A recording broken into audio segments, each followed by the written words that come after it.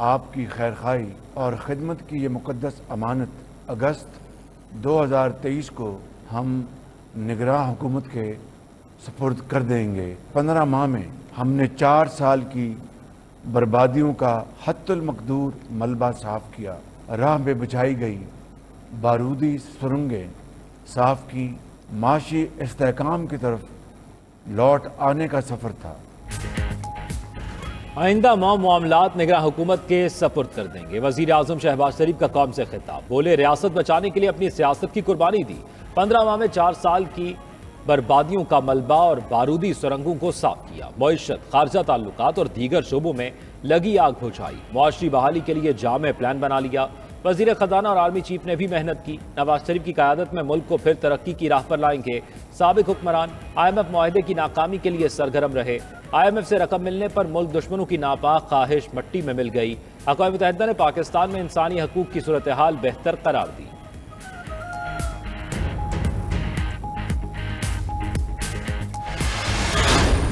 $2 ارب کی وہ IMF نے اسٹیٹ بینک آف پاکستان کے اکاؤنٹ میں منتقل کر دی ہے۔ اس سے پاکستان کے جو فارن ایکسچینج کے ریزروز ہیں اس میں مزید بہتری آئے گی۔ تقریباً $4.2 بلین کے ریزروز میں، اسٹیٹ بینک کے ریزروز میں خالصتاً اضافہ اس ہفتے میں ہوا۔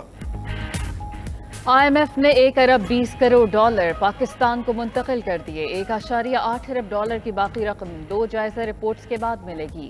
وزیر خزانہ اسحاق ڈار کہتے ہیں کہ اسٹیٹ بینک کے زیر مبادلہ ذخائر میں ایک ہفتے میں $4 ارب 20 کروڑ کا اضافہ ہوا۔ امید ہے کہ زیر مبادلہ کے مجموعی ذخائر 13 سے 14 ارب ہو جائیں گے۔ 8 ماہ کا سفر بہت مشکل اور کٹھن تھا، وزیر اعظم کی مکمل معاونت اور رہنمائی رہی، معاشی ٹیم نے بھی بھرپور ساتھ دیا۔ پاکستان اب ترقی کی راہ پر گامزن ہو چکا، الیکشن کے بعد نئی حکومت اپنے فیصلے کرے گی۔ زیر مبادلہ ذخائر میں مزید اضافہ، مجموعی مالیت $9 ارب 83 کروڑ ہو گئی۔ اسٹیٹ بینک کے ذخائر میں $61 ملین اضافے سے $4.5 ارب ہو گئے۔ کمرشل بینکوں کے پاس $5.31 ارب کے ذخائر موجود۔ گزشتہ چند دنوں میں اسٹیٹ بینک کو سعودی عرب سے $2 ارب موصول ہوئے، UAE سے $1 ارب، IMF سے $1.2 ارب ملے۔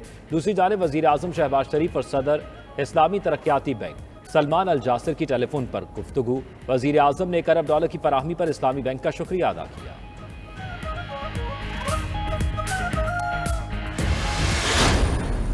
IMF کا ہو گیا پروگرام، کوئی ہمیں خوشی کے شادیانے نہیں بجانے، لیکن کب تک اس طرح ہم مانگتے رہیں گے؟ آج وقت آ گیا 75 سال بعد، ان کو اب یقین ہو گیا ہے کہ پاکستانی جو ہیں وہ اپنے پاؤں پہ خدا نخواستہ کھڑے نہیں ہو سکتے، یہ ہمیشہ یہ کشکول لے کے آئیں گے۔ آپ نے ثابت کرنا ہے ان محنت کے ذریعے، پرفارمنس کے ذریعے، کہ آپ مانگنے نہیں آئے، آپ دینے آئے۔ انشاءاللہ وقت آئے گا انشاءاللہ تعالی۔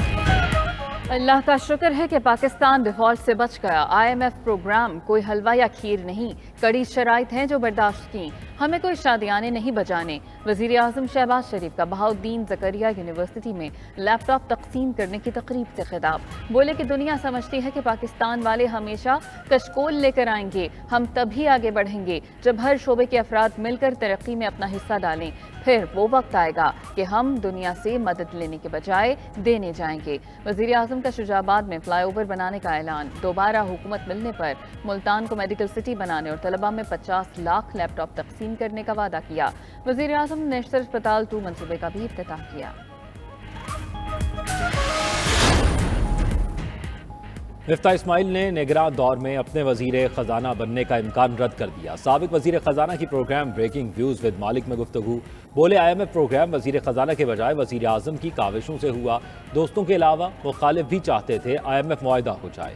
معیشت کی تباہی کے ذمہ دار شہباز شریف نہیں، وزیر اعظم نے اپنی سیاست داؤ پر لگا کر IMF سے بات کی۔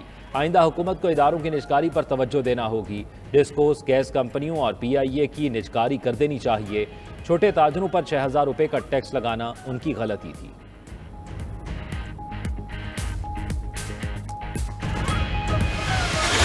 اب تقریباً 99% چیئرمین صاحب نے اپنی بردباری سے 99% جو معاملات ہیں وہ حل کرا دی ہیں۔ اور سب سے اچھی خبر تو یہ ہے جی کہ جن چیزوں پہ نہیں تھا اتفاق رائے، ان پہ اتفاق رائے ہو گیا۔ پارٹی کو جو ممنوع قرار دینے والا معاملہ ہے وہ پارلیمنٹ کو آپ نے دیا اس حوالے سے سر وہ ڈراپ ہو چکی ہے, پرسوں کے ڈراپ ہو چکی. الیکشن اصلاحات پر 99% کام مکمل کر لیا گیا. سیاسی جماعتوں پر پابندی کا معاملہ ایجنڈے سے خارج. ایاز صادق کی زیر صدارت انتخابی اصلاحات کی پارلیمانی کمیٹی کا تیسرا اجلاس. تحریک انصاف کے سینیٹر علی ظفر نے بھی آن لائن شرکت کی. وزیر قانون اعظم نذیر تارڑ کہتے ہیں کہ جن نکات پر اتفاق نہیں تھا ان پر بھی ہو چکا. ایک دو معاملات پر پی ٹی آئی کی جانب سے تحفظات کا اظہار کیا گیا. یہ معاملات اتنے حساس نہیں کہ حل نہ کیا جا سکے. پی ٹی آئی کے تحفظات کو مل بیٹھ کر حل کر لیں گے.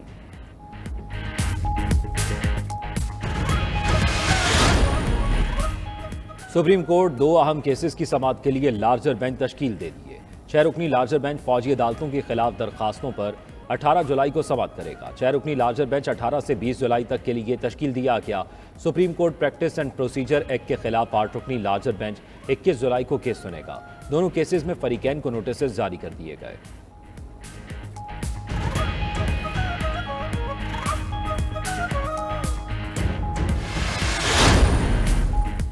عدالت نے چیئرمین پی ٹی آئی کے دوران عدت نکاح کا کیس قابل سماعت قرار دے دیا. سیشن کورٹ اسلام آباد نے سول کورٹ کا شہری کی شکایت ناقابل سماعت قرار دینے کا فیصلہ کالعدم قرار دے دیا. دوسری جانب انسداد دہشت گردی عدالت میں چیئرمین پی ٹی آئی کے خلاف 3 مقدمات کی سماعت. عدم پیشی پر چیئرمین پی ٹی آئی کے قابل ضمانت وارنٹ گرفتاری جاری. عدالت نے چیئرمین پی ٹی آئی اور دیگر ملزموں کو 19 جولائی کو طلب کر لیا. توشہ خانہ کیس میں election commission chairman P T آئی کے خلاف 5 نئے گواہوں کے نام سامنے لے آیا.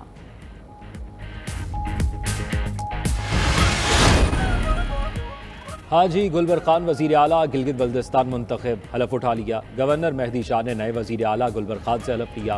Gulbar Khan P T I forward block, Muslim League Noon اور پیپلز پارٹی کی حمایت سے وزیر اعلیٰ بنے. پی ٹی آئی ہم خیال گروپ نے انتخاب کے بائیکاٹ کیا. نومنتخب وزیر اعلیٰ جی بی اپنے ساتھیوں شہباز شریف اور آصف زرداری کے شکر گزار. بولے گلگت بلتستان میں پہلے سے زیادہ ترقی نظر آئے گی، سب کو ساتھ لے کر چلیں گے.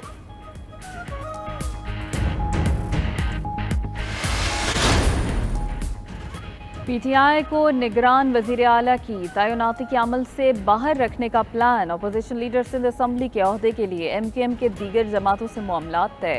ایم کیو ایم پاکستان کی رابطہ کمیٹی نے رانا انصار کا نام قائد حزب اختلاف کے لیے تجویز کر دیا. ترجمان ایم کیو ایم نے کہا کہ علی خورشیدی سندھ اسمبلی میں ایم کیو ایم پاکستان کے پارلیمانی لیڈر ہوں گے. رانا انصار سندھ اسمبلی میں پہلی خاتون قائد حزب اختلاف ہوں گی.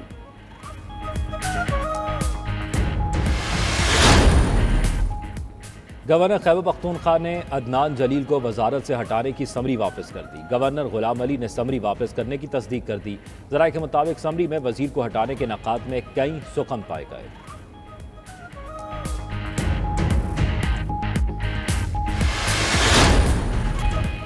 سندھ سے زائرین بسوں اور اپنی گاڑیوں پر ایران جا سکیں گے. وزیر اعلیٰ مراد علی شاہ سے ایرانی قونصل جنرل کی ملاقات میں فیصلہ.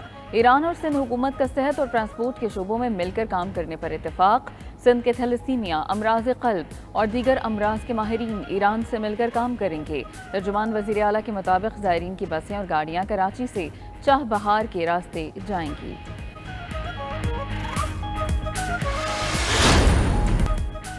پشاور میں نگران حکومت سے مذاکرات کامیاب. اساتذہ نے احتجاج ملتوی کر دیا. صوبائی وزیر اطلاعات فیروز جمال شاہ اور وزیر تعلیم رحمت سلام خٹک نے اساتذہ کے ساتھ مذاکرات کیے.